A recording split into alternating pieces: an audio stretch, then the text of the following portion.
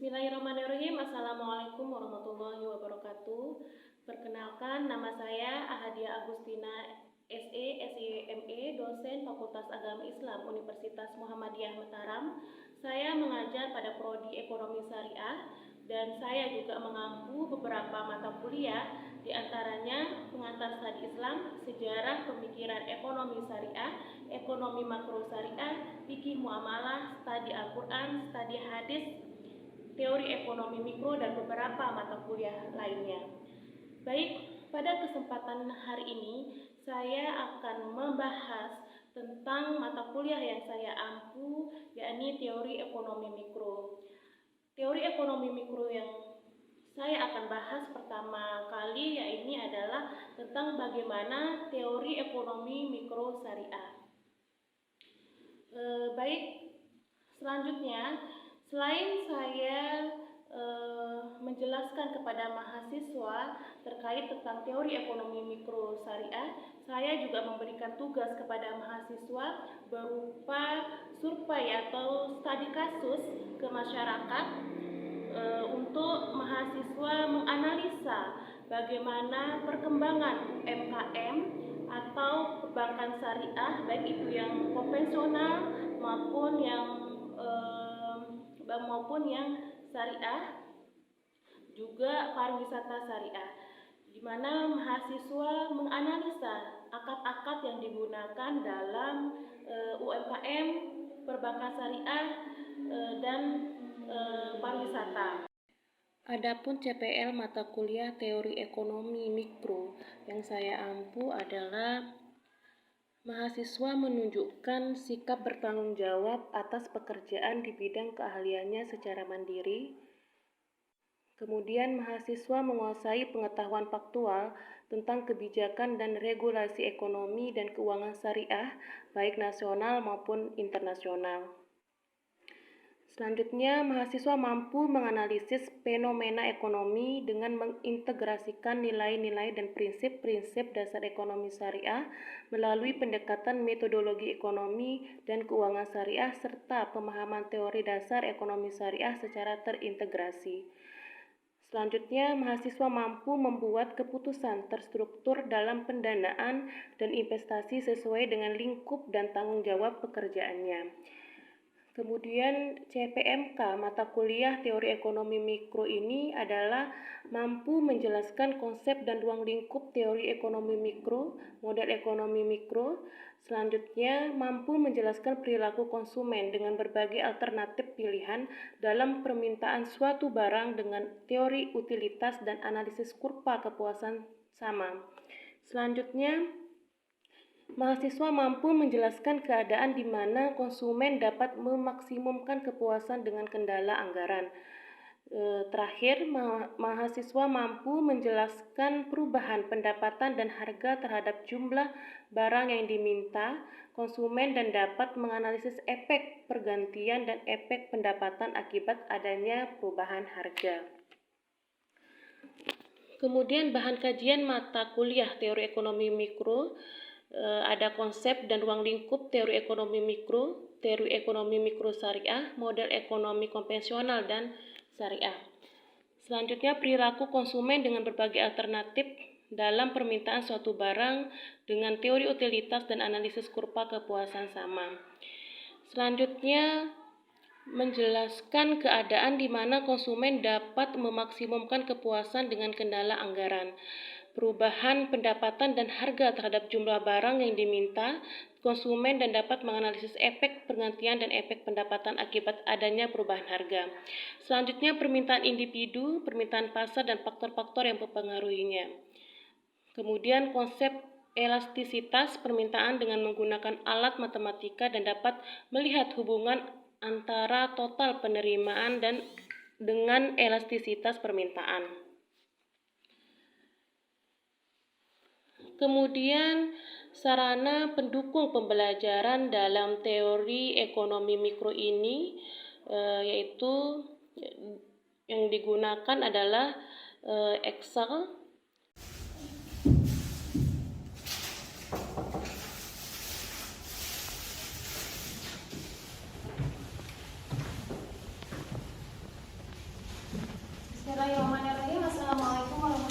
wabarakatuh. Waalaikumsalam warahmatullahi wabarakatuh. Alhamdulillahirabbil alamin wassalatu wassalamu ala asyrofil anbiya'i wal mursalin wa ala alihi wa sahbihi ajmain amma ba'du. Apa kabar ini adik-adik pada siang hari ini? Alhamdulillah. Baik, masih semangat ini ya? Semangat ya. Ayo Ibu minta berdiri semuanya. Berdiri. Dilemesin aja biar gak tegang. Lemesin biar gak tegang, biar semangat. Oke, duduk kembali. Baik, sebelum kita mulai perkuliahan kita pada siang hari ini, mari kita sama-sama melafazkan al-basmalah. Bismillahirrahmanirrahim. Sebelum kita mulai, Ibu absen dulu ya. Dalina Saputra Hadir. hadir ya. Gayit Hadir. Furqan Zainul Mutakin Risma Jihan Sahani hadir ya. Baik, mata kuliah kita pada siang hari ini adalah teori ekonomi mikro. Ada yang udah tahu apa itu teori ekonomi mikro? Silakan Furqan. Ilmu ekonomi mikro bisa didefinisikan sebagai cabang dari ilmu yang membahas tentang aktivitas ekonomi dan luar hidup itu sendiri. Itu saja. Ada yang lain? Gayet? Jihan? Bisa? Dari enggak? Iya. Menurut adik-adik kira-kira teori ekonomi mikro Islam itu apa?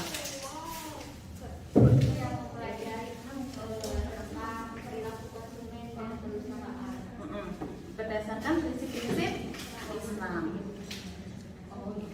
Baik, di sini Ibu akan memaparkan sedikit saja silabus dari ekonomi mikro Islam yang akan kita bahas itu yaitu pertama itu adalah rancang bangun ekonomi mikro Islam. Yang kedua, konsep kebutuhan dalam Islam. Yang ketiga, teori konsumsi Islam. Yang keempat, teori permintaan Islam. Yang kelima, teori produksi Islam. Yang keenam, teori biaya Islam. Yang ketujuh, teori penawaran Islam. Yang kedelapan, maksimalisasi laba. Yang kesembilan, efisiensi alokasi dan distribusi pendapatan. Yang kesepuluh, struktur pasar dalam Islam. Dan yang kesebelas, mekanisme pasar dalam Islam. Jadi yang akan kita bahas pada siang hari ini adalah teori konsumsi Islam. Ada yang tahu nggak apa itu konsumsi? Yang kita bahas minggu kemarin? Gayet?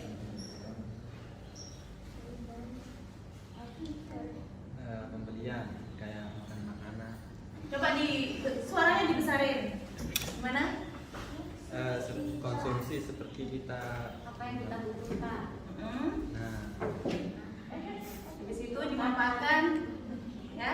ya itu dimanfaatkan. Bagus. Yang lain? Jihan? Konsumsi itu identik dengan makanan. Besaran suaranya? Konsumsi itu identik dengan makanan. Bukan hanya makanan, Kebutuhan. kebutuhan. Ya, pintar. Itu konsumsi ya. Pusing, kebutuhan. Dalam konsumsi itu, dalam Islam itu apakah kita itu dianjurkan untuk mengkonsumsi itu secara berlebihan atau tidak? Tidak. Berarti seperti apa? Dalam konsumsi dalam Islam? Secukupnya ya. Karena di sini menurut Prof. Dr. Ahmad Muhammad Asal, sesungguhnya ekonomi Islam itu adalah bagian integral dari sistem Islam yang sempurna. Apabila ekonomi konvensional dengan sebab situasi kelahirannya terpisah secara sempurna dari agama, maka keistimewaan terpenting ekonomi Islam adalah keterkaitannya secara sempurna dengan Islam itu sendiri, yaitu akidah dan syariah. Jadi dalam ekonomi Islam itu kita itu untuk mengkonsumsi suatu barang ataupun mengkonsumsi jasa itu tidak boleh berlebih-lebihan. yaitu kita itu harus sederhana saja, jangan berlebih-lebihan dan jangan sampai juga kita itu mengambil hak-hak orang lain. Seperti firman Allah Subhanahu wa taala, la taqulu amwalakum bainakum bil batil. Ada yang kebalik nggak? Kebalik nggak? Kebalik ya? Kebalik nggak ayatnya? Oke. Jadi falsafah ekonomi Islam, kegiatan ekonomi diorientasikan bagi pencapaian kebahagiaan hidup di akhirat. Jadi dalam ekonomi Islam itu kita diajarkan bagaimana untuk tidak berlebih-lebihan, pertama itu ya. Yang kedua untuk sederhana. Yang ketiga itu tidak harus memperhatikan halal dan haramnya. Yang kedua itu ekonomi diajarkan bagi tercapainya kesejahteraan. Nah, bagaimana kita itu dalam ekonomi Islam itu benar-benar mesejahterakan, baik itu tetangga. Di sini kalau buat buka puasa sering bagi-bagi nggak ke tetangganya? Sering, benar ini sering. Insya Allah ya, saling tukar ya. Alhamdulillah. Karena memang seperti itu. Dalam setiap kita ini harus bagi-bagi sama tetangga. Kegiatan ekonomi harus dilakukan dalam pola interaksi sesama manusia secara baik. Jadi jangan sampai ketika kita bertransaksi itu malah riba. Ada nggak yang di sini yang jadi penjual?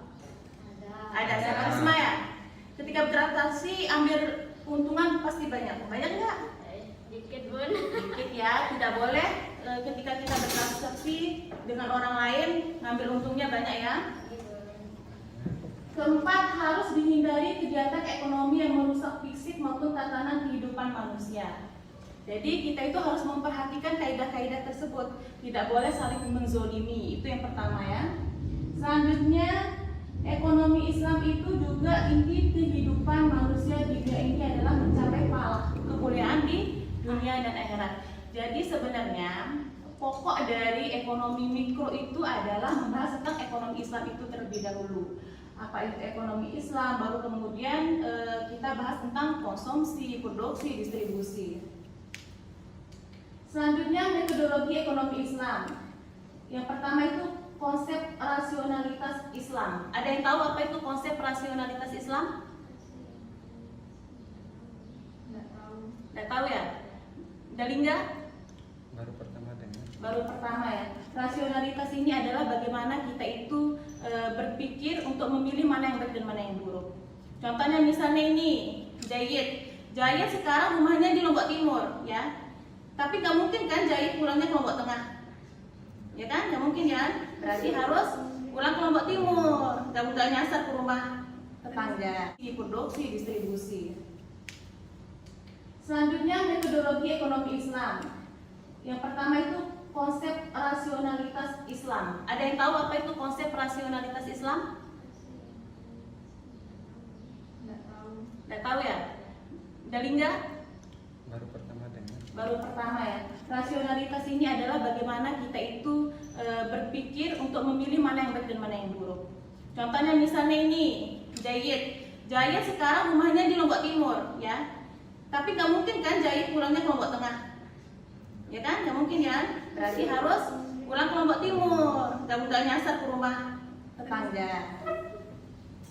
Kedua, etika dan rasionalitas ekonomi Islam. Jadi harus memperhatikan bagaimana etika dan memperhatikan mana yang baik dan mana yang buruk. Selanjutnya ada syariah, fikih dan ekonomi Islam. Jadi syariah, fikih dan ekonomi Islam itu tidak bisa dipisahkan. Tiga-tiganya itu sangat berkesinambungan. Selanjutnya itu kerangka metodologis ekonomi Islam, yaitu yang seperti yang di atas tadi, ada konsep rasionalitas Islam, etika rasionalitas ekonomi Islam, dan syariah, fikih dan ekonomi Islam. Kalau di teori konsumsi dia sama. Jadi ini harga.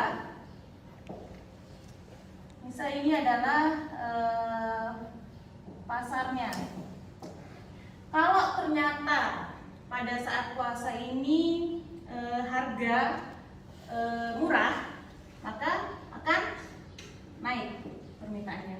Tapi kalau misalnya dan budgetnya konsumsi terutama ya, nah kalau ternyata dia mahal akan turun. Pintar. Sudah ya, ini diajarkan ya sama ibu siapa? Ibu Evi. Selanjutnya kita pelajari konsep rasionalitas Islam. Yang pertama itu ada kaidah umum dan universal sesuai dengan universalitas Islam dalam konsep ekonomi Islam. Yang kedua itu bertujuan untuk mendapatkan maslahat. Tahu kan tadi masalah itu apa? Solusi dari setiap permasalahan. Jadi ekonomi Islam itu sebenarnya kompleks dia. Kita sudah diajarkan di situ. Berbeda dengan ekonomi konvensional. Kalau ekonomi konvensional itu pasti ujung-ujungnya ada bunga-bunganya. Tapi kalau di ekonomi Islam itu kita diatur. Bagaimana jual beli antara tetangga atau antara penjual dan pembeli. Semuanya sudah diatur. Tidak melakukan kemubaziran. Nah, di sini ada yang sering suka kayak gitu enggak? Sering buang-buang makanan atau apa. Siapa Jihan ya? Nggak boleh, mubazir penting disedekahkan ya. Selanjutnya berusaha meminis resiko. Jadi resiko itu misalnya kayak kan kalau ekonomi Islam itu dia tidak mengambil untung banyak. Tidak boleh kita terlalu mengambil untung banyak. Makanya dia itu resikonya itu harus kita kendalikan gitu. Gimana caranya mengantisipasi itu. Selanjutnya dihadapkan pada ketidakpastian. Tidak pasti memang. Ya karena kan kalau misalnya ekonomi konvensional udah pasti nih untungnya berapa. Kayak kita nabung untungnya berapa sekian. Tapi kalau ekonomi syariah itu kan dia bagi hasil, ya. Selanjutnya itu etika rasionalitas ekonomi Islam. Ada aspek moral itu seperti batasan ilmu ekonomi itu pada sebagai perilaku yang tidak rasional. Kalau ekonomi konvensional itu memang banyak bingungnya ya, banyak mudorotnya. Karena kenapa? Kita di sana tidak ada batasan, terserah mau ngapain, mau ambil riba, mau lakukan penipuan itu terserah. Tapi kalau ekonomi Islam itu dia mempunyai batasan-batasan. Oke, cukup presentasinya. Ada pertanyaan? Ada. Gimana? Kita tutupkan dulu. Apa saja yang membedakan tentang dari ekonomi kurva yang membedakan permintaan dan penawaran dari ekonomi konvensional dan ekonomi syariah? Apa saja yang membedakan kurva dan Sama sebenarnya kurvanya. Tapi kalau untuk ekonomi syariah itu dia itu situ ada rasionalitasnya tadi untuk kurvanya, yaitu adalah kepuasan. Terus ada zakatnya, di situ nanti masuk zakat, pajak. Di sana masuk nanti kurvanya. Nah itu nanti akan dibahas di bab selanjutnya. Karena waktu kita yang singkat nanti akan dibahas. Makanya ibu untuk online itu mikir-mikir mengajarkan itu. Karena takut tidak paham ya. Karena ini adalah hitung-hitungan modelnya. Gitu ya. Nanti insya Allah kita akan bahas di pertemuan selanjutnya. Tapi ketika offline ya. Gimana Dalina? Saya kurang setuju dengan yang pertama tadi, yang katanya berlebihan itu tidak baik dan terlalu sederhana itu. Menurut saya, dalam melakukan bisnis kita harus mempersiapkannya matang-matang, karena kalau terlalu sederhana itu nanti kalau kekurangan bahan misalnya itu akan sulit untuk kita lakukan. Jadi gimana solusinya agar lebih baik? Itu beda konteks. Sederhana itu dalam artian apa? Sederhana itu kita pribadi maksudnya.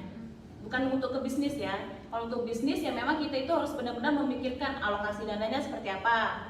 Terus dari bahannya semuanya itu harus dipikirkan. Tapi untuk kita sendiri, maksudnya individu, itu harus memperhatikan yang tadi. Tidak boleh berlebih-lebihan, tidak boleh mubazir. Seperti itu ya. Ada lagi pertanyaan? Selesai ini ya? Selesai. Ya udah. Ibu harapkan semoga nanti kan kita ini tinggal sebentar ya untuk libur. Semoga nanti pada saat kita pertemuan selanjutnya itu benar-benar memahami ya ekonomi mikro Islam ini seperti apa, dan juga di rumah itu jangan kebanyakan main game ya, tetap belajar. Terus jangan lupa juga, apalagi sekarang bulan puasa, ditingkatkan, jangan hanya nongkrong jahit ya ditingkatkan. Terus jangan lupa baca bukunya. Kemarin ibu udah suruh pesan buku ya. Nah nanti di ini bukunya pada saat pertemuan offline ya. Udah, ibu akhiri pertemuan kita pada siang hari ini. Ibu mohon maaf apabila ada salah kata. Tetap semangat untuk belajarnya. Kurang dan lebihnya ibu mohon maaf. Mari kita tutup kelas kita pada siang hari ini dengan sama-sama melafazkan doa kafaratul majelis. Bismillahirrahmanirrahim. Subhanakallahumma wa bihamdika asyhadu an la ilaha illa anta astaghfiruka wa atubu ilaik. Assalamualaikum warahmatullahi wabarakatuh. Waalaikumsalam warahmatullahi wabarakatuh.